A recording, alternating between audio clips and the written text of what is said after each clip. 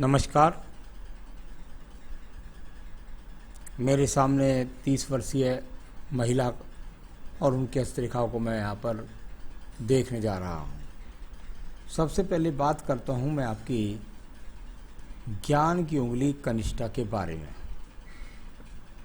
व्यापार की स्थिति को, नौकरी की स्थिति को, यारदाश्त की स्थिति को, सही निर्णय लेने की स्थिति को, इस उंगली में बहुत ज़्यादा विचार सामुद्रिक शास्त्र में माना जाता है। जब जब ये उंगली सूर्य की उंगली के प्रथम पर्व तक नहीं पहुंचती, ऐसी व्यक्ति, ऐसी महिलाओं को अपने जीवन में गहराई भी बहुत ज़्यादा है। गहराई तो सभी उंगलियों की होती है, लेकिन कुछ ज़्यादा है। यानी आपके निर्णय क्षमता पर सवाल खड़े हो जाते हैं। आप किसी भी निर्णय को सही समय पर ना लेने के कारण अपने जीवन में कई तरह के उतार चढ़ाव का सामना करेंगे, चाहे वो वैवाहिक जीवन हो, चाहे नौकरी का जीवन हो, चाहे अपने परिवार का जीवन हो। तो कुल मिलाकर अस्थिरता के साथ रहना, बहाव में बह करके अपने निर्णय को गलत करना, ये स्थितियाँ आपके सामने आती जाती रहेंगी। ये तो आपको परमानेंट मिला हुआ है। यहाँ पर अगर प्रथम पर्व की बात करता हूँ, थोड़ा सा मानसिक चिंतन की रेखा यहाँ पर है। सेकंड पर्वत पर देखता हूँ तो बिल्कुल निश्चित रूप से व्यवहार पर कंट्रोल रखिएगा, नहीं तो उसके कारण आप अपने एग्रेशन से अपने परिवार का भी मन दुखा सकते हैं, अपने साथ के कोलीग्स का भी दुखा सकते हैं, और कुल मिलाकर के अपने आप भी मन से व्यथित रहेंगे। ऐसी स्थितियाँ वर्तमान में बनी हुई हैं। धन के आगमन के स्रोत नीचे से ठीक लिखते हैं, वो रिंग है वहाँ पर, लेकिन फिर भी यहाँ पर धन के आगमन सिखाई देते हैं कि भाई आप काम करें तो आपको मिलता रहेगा। अब बात करता हूँ मैं यहाँ पर आपके सूर्य की उंगली के बारे में। सूर्य की उंगली यहाँ पर बृहस्पति की उंगली लंबी है, यानी अपने जीवन में जिस जगह है इस जगह से तो ऊंचाई आप प्राप्त करेंगे। अपने कार्य क्षेत्र में स्टेप बाय स्टेप, सीढ़ी बाय सीढ़ी चलते जाएंगे, आगे बढ़ते जाएंगे। लेकिन यहाँ पर वर्तमान में यदि देखता हूँ तो सूर्य की उंगली पर किसी भी प्रकार से कोई आँखों के रोग नहीं, कोई भी यहाँ से बीपी के रोग नहीं, किसी भी प्रकार से यहाँ पर मानसिक रोग नहीं। सेकंड पर्व, उस पर हल्की हल्की माइनस रेखाएं लगी हुई हैं, यानी कि कार्य क्षेत्र में लोगों के साथ में आर्गुमेंट्स का सामना चलता रहता होगा, या कुछ लोग आपसे जलने की भावना रखते होंगे, उनसे उनकी पहचान आपको है। यहाँ पर थर्ड पर्व है, ये सूर्य का पर्व है। कुल मिलाकर परिवार में परिवार से संबंधित आपकी कुछ चिंताएं निश्चित रूप से हैं, और उसमें फादर की भी चिंता सम्मिलित है। अब बात करता हूं मैं यहाँ पर आपकी उंगली की, और वो उंगली है आपकी शनि की उंगली। शनि की उंगली का प्रथम पर्व यदि मैं देखता हूँ तो प्रथम पर्व पर यहाँ किसी भी प्रकार से कोई भी स्थायी रोग की संभावनाएं नहीं है। हल्का हल्का सा रोग दिखाई देते हैं, हो सकता है कोई महिलाओं से संबंधित हल्के फुल्के रोग हों, वैसे कोई बड़े रोग के संकेत नहीं। यहाँ पर धन से संघर्ष संबंधित रेखाएं दिखाई देती हैं।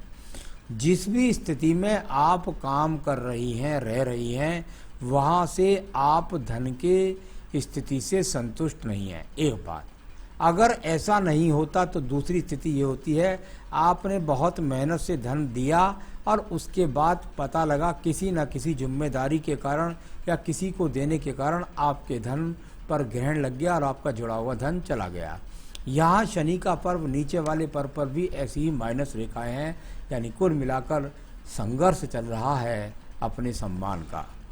आइए बात करता हूँ मैं यहाँ पर आपकी उंगली की, और वो है आपकी बृहस्पति की उंगली। बृहस्पति की उंगली यहाँ पर अगर मैं देखता हूँ तो इसको मैं अपने हिसाब से कहता हूँ भाई सूर्य की उंगली ज़्यादा लंबी होनी चाहिए। यहाँ पर बृहस्पति की उंगली ज़्यादा लंबी है।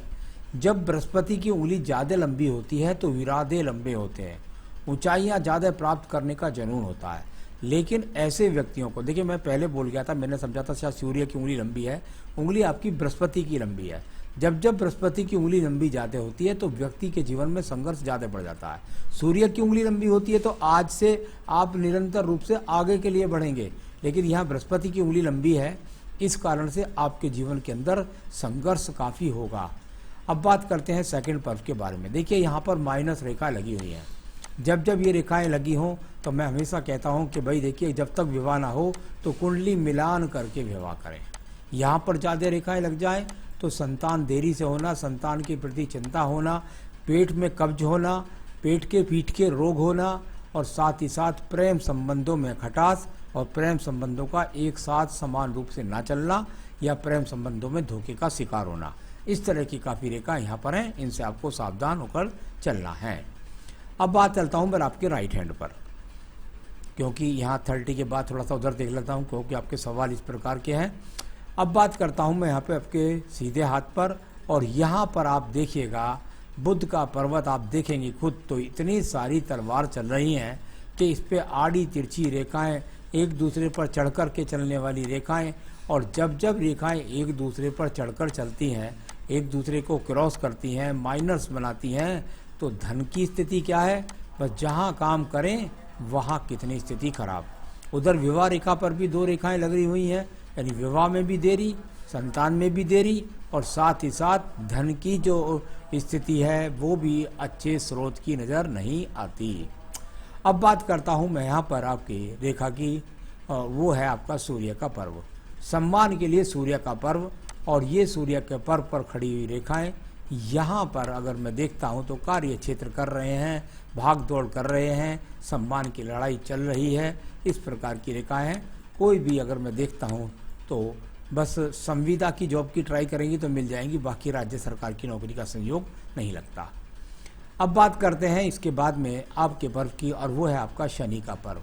शनि का पर्व पर जहाँ एक स्थायी रेखा है तो उसके साइड में बहुत सारी रेखाएं इस रेखा को काटने वाली भी हैं। यदि कुल मिलाकर कहें तो ये कोई बुरी रेखा तो नहीं है, आप अपने संघर्ष से अपने भाग्य को लगातार उन्नत करती हैं, मेहनत के द्वारा आप अपने भाग्य को बनाती हैं, ऐसा मैं इनको बोल सकता हूँ। भाग्य वर्तमान में साथ नहीं दे रहा है। बात करता हूँ मैं आपके बृहस्पति के पर्व के बारे में। बृहस्पति के पर्व पर चतुर्भुज का चिन्ह नजर आता है, यानी ये वो चिन्ह बन गया जो आपके नीचे सर के नीचे हमेशा हमेशा मकान की स्थिति मौजूद रहेगी। वर्तमान में मकान की स्थिति पिता के यहाँ पर, और बाद में आपकी मकान की स्थिति स्वयं के द्वारा या परिवार के द्वारा, लेकिन स्वयं के मकान में ही आप रहने वाली हैं। तो ये अच्छे चिन्ह यहाँ पर हैं, जिसके द्वारा आप अपने जीवन में स्वयं भी संपत्ति आगे आने वाले जीवन में खरीदेंगी। ये तो हुई इस प्रकार से। अब देखिएगा आपकी हृदय रेखा के बारे में बताता हूँ। हृदय रेखा को यदि आप देखेंगे तो बिल्कुल ब्रेक हो गई। आप देखेंगे तो एक हृदय रेखा यहाँ समाप्त हो गई है, और दूसरी हृदय रेखा आपके यहाँ सूर्य पर्वत से एक शाखा निकल करके इस तरीके से प्रभावित हो गई है। अब इसको क्या कहते हैं? हमारे शास्त्र के अंदर जब हृदय रेखा टूट जाए, खास तौर से सूर्य पर्व के नीचे टूट जाए, तो इसका मतलब ये होता है कि आप अपने जीवन के अंतर्गत हृदय से संबंधित सबसे पहले हृदयांग होता है पति, यानी उसका देरी से मिलना, और सूर्य के नीचे टूटना कभी कभी होता है कि पिता की जिम्मेदारी को ढोना। तो इस तरह की स्थिति यहाँ 2 तरीके से दिखाई पड़ती है। ये स्थितियाँ बहुत अच्छी स्थितियाँ नहीं होती। इनमें एक संबंध और भी होता है, जब जब हृदय रेखा एक के साथ बैलेंस बनाकर दोबारा टूटती है तो कोई ना कोई बहुत बड़ा प्रेम संबंध चलने के बाद, बहुत समय के बाद आपको धोखा देकर के आपका छोड़ जाता है। इस तरह से 2-3 फल होते हैं इनके और उनका यहाँ पर विवाह में देरी का कारण भी माना जाता है। अब बात करता हूँ मैं इसके बाद में आपकी एक और रेखा के बारे में, पर्वत के बारे में, और वो है आपका निम्न मंगल पर्व। निम्न मंगल पर्व पर यदि मैं देखता हूँ तो बहुत सारी रेखाएं छोटे छोटे रूप में चलती हैं, और आगे जाकर राहु रेखाओं का स्वरूप लेकर के भी आगे आपकी आयु रेखा को काट करके यहाँ से आगे जाती हैं। जो सबसे ऊपर वाली रेखा को बता देता हूँ, जो हृदय रेखा के पास जाकर पहुँचती है, ये वाली रेखा मनपसंद व्यक्ति का पसंदीदा एक तरह से पति का ना मिलना, विवाह में देरी के लिए मंगल रेखा भी माना जाता है, ऐसे मांगलिक होना, और साथ ही साथ बिल्कुल कुंडली मिलान करके विवाह करिएगा, वरना इस रेखा का प्रभाव बहुत ज़्यादा जीवन में पड़ जाता है। यहाँ पर इस रेखा को आगे जाकर के रेखा सूर्य पर्व तक पहुँचती है, आपके जीवन में भाग दौड़ भी बनाए रखेगी।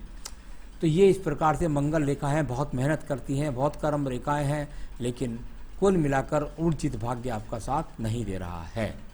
आइए बात करता हूं मैं इसके बाद आपकी बुद्धि रेखा के बारे में।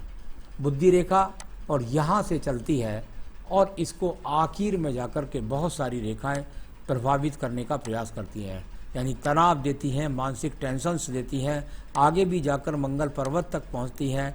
और यहाँ भी छोटी छोटी रेखाएं हैं। कृपया करके अपनी मानसिक स्थिति पर मजबूती रखिएगा। किसी से बिना वजह झगड़ भी सकती हैं और मानसिक टेंशन्स का शिकार भी हो सकती हैं। इसके कारण कोई कोर्ट कचहरी भी हो सकती है। ये आगे वाले समय में आपको, जब मैंने कहा जब भी विवाह हो तो कुंडली मिलान करके अवश्य करें। बात करते हैं इसके बाद में आपके चंद्र पर्वत की। चंद्र पर्वत पर बहुत बड़ा एक्स का चिन्ह, यानी आप बहुत ज़बरदस्त मानसिक टेंशन्स की शिकार। यहाँ से निकलने वाली रेखाओं का भाग्य पर्वत के साथ संबंध, यहाँ से बनने वाले सर्जरी का चिन्ह, सर्जरी का मतलब बुरा चिन्ह, और यहाँ से बहुत सारी रेखाएं नीचे वाली चंद्र पर्वत तक। मैंने पहले ही बोला, चरित्र के प्रति सावधानी रखें, किसी से आपके साथ कोई धोखा ना हो जाए, इस बात का आपको विशेष रूप से सावधानी बरतनी है। तो बहुत ज़्यादा मानसिक टेंशन है, दिमाग बहुत चलायमान रहता है, जिसकी वजह से आपा भी खो सकते हैं, ऐसी स्थिति है। लेकिन फिर भी डिप्रेशन या मानसिक डॉक्टर से आप संपर्क नहीं कर पाएंगे। अब बात कर लूँ मैं पहले यहाँ पर केतु स्थान के बारे में। केतु स्थान अगर आप देखेंगे तो आपको और मुझको पढ़ना भारी हो जाएगा कि यहाँ यव का चिन्ह है, यहाँ क्रॉस का चिन्ह है, यहाँ चतुर्भुज बनता है। एक दूसरे को जब इतनी रेखाएं काटने लगे तो ये कोई स्वतंत्र चिन्ह नहीं होता। जब ये स्वतंत्र चिन्ह नहीं होता तो ये केतु का स्थान होता है। इसको 3-4 तरीके से पढ़ते हैं।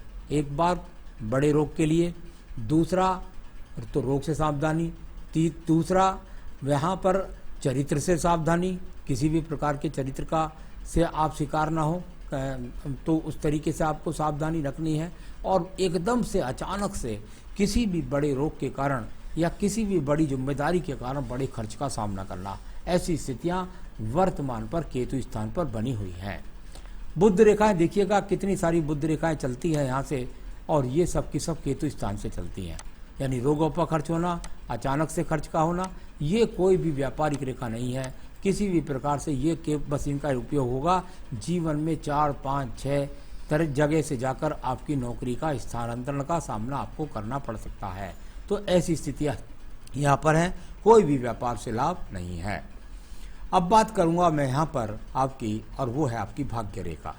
यहाँ पर भाग्य रेखा परिवार की जिम्मेदारी को लेकर के चलती है नीचे से, और साथ ही साथ भाग दौड़ से दूर स्थान तक रोजाना कम से कम 20 किलोमीटर आना जाना, इस तरह की स्थितियाँ, और उससे आपका जीवन यापन लगातार चलना। अच्छी बात यह है कि ये रेखा कंटिन्यू आपके जीवन के अंदर बनी हुई है। भले ही इसे राहु रेखाएं काटें, लेकिन ये लगातार आपको धन का आगमन कराती है।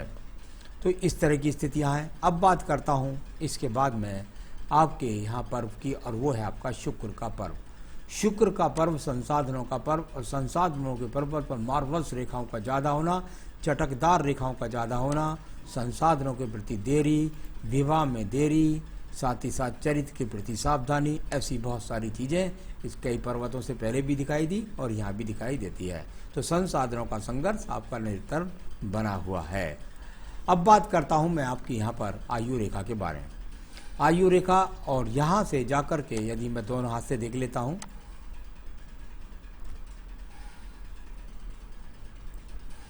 लेफ्ट में भी देख लेते हैं आपकी,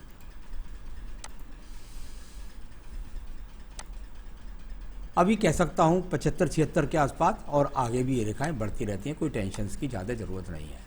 तो कुल मिलाकर यहाँ पर आयु रेखा इस प्रकार से है। बात करूँगा आपके सवालों पर। सबसे पहला सवाल है आपका, मैरिज कब और लव या अरेंज। अच्छी बात नहीं होती, लेकिन फिर भी जो गणित होता है उसको मैं बोलने का प्रयास करता हूँ। मुझे लगता है कम से कम आपके जीवन में 35वें वर्ष के आसपास आपके विवाह के योग हैं। बिल्कुल मैथ मेरे पास क्लियर है, उस मैथ को मैं यहाँ समझाऊंगा नहीं तो दूसरे लोग समझ जाते हैं। मुझे लगता है लगभग 35वें वर्ष में आपका विवाह, और वो भी आपका लव नहीं अरेंज। धोखा, प्रेम में धोखा, प्रेम संबंधों का कई साल तक चलकर मिलना धोखे वाला, ऐसी स्थितियां यहाँ पर कई दिखाई पड़ती हैं, उनसे आपको सावधान रहना है।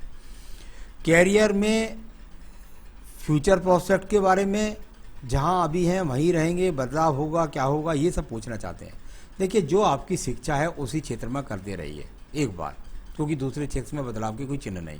साथ ही साथ यहाँ पर निश्चित रूप से 2022 में आपकी जॉब में परिवर्तन होगा, आपका स्थान परिवर्तन होगा, आपकी जॉब में काम में दूसरे स्थान से आप जुड़ेंगे। तो 2022 में बदलाव का सामना करने के लिए तैयार रहिएगा। अच्छी कोई कहीं से अगर आपको स्वयं मिले कोई ऑफ़र तो आप वहाँ चले जाइए, वरना यहाँ से जहाँ आप हैं यहाँ से कुछ ना कुछ प्रॉब्लम आएगी और यहाँ से छुटकारा हो सकता है। तो तीसरा सवाल है आपका फैमिली लाइफ के बारे में। फैमिली लाइफ वैवाहिक जीवन के बारे में बता ही दिया मैंने आपको। कुंडली मिलान करके विवाह करें, जिससे आपका आने वाला जीवन अच्छा रहे। मेरे से करवा सकते हैं, किसी और से भी करवा सकते हैं। हेल्थ के बारे में, हेल्थ इशूज़ हैं, महिलाओं से संबंधित रोगों से संबंधित दिखाई देते हैं मुझे हेल्थ इशूज़, उन पर थोड़ी सी सावधानी बरतिएगा। परिवार की सेहत परिवार के हाथ से या उनकी जन्मपत्री से। यहाँ पर फाइनेंस की स्थिति है, बहुत मजबूत नहीं है, लेकिन कुल मिलाकर फाइनेंस आपका लगातार बना रहेगा, आपको लगातार काम मिलता रहेगा। ये सब चीज़ें यहाँ पर मैंने आपको बताई। और ज़रूर मैं बताना चाहूँगा कि आप कौन सा रत्न पहने। मेरे हिसाब से आपने शायद पन्ना पहना हुआ है, तो आप पन्ना ही रत्न आपको यहाँ पर पहनना है। मोती कृपया करके इसमें बिल्कुल भी नहीं पहनना। तो पन्ना रत्न आपको पहनना है। साथ में आपको मैं कहूँगा कि एक ही चीज़ को मनाना है आपको ज़्यादा से ज़्यादा, और वो है बृहस्पति। अगर बृहस्पति मन गए तो जीवन में विवाह भी हो जाएगा। बृहस्पति मन गए तो जीवन में धन के साधन भी बनेंगे, मकान भी बनेगा और जीवन की इच्छाएं भी पूरी होंगी। तो यहाँ बृहस्पति की स्थिति ज़्यादा अस्त है, उसके लिए आप बृहस्पति के व्रत रख सकते हैं, आप बृहस्पति की पूजा कर सकते हैं। ओम ब्रह्म बृहस्पति नमः की 3 से 5 माला का रोजाना जाप कर सकते हैं। जितना ज़्यादा बृहस्पति को करेंगे, विश्वास मानिएगा, मैं तो सिर्फ गणित पढ़ता हूँ, अगर ये सब चीज़ें आप मजबूती के साथ करेंगी तो तब भी आपके जीवन में 1 साल लग जाएगा आपको बृहस्पति को उज्ज्वल करने में। मजबूती से करिए, जिससे आपको जल्दी से जल्दी इसका लाभ मिले। नमस्कार।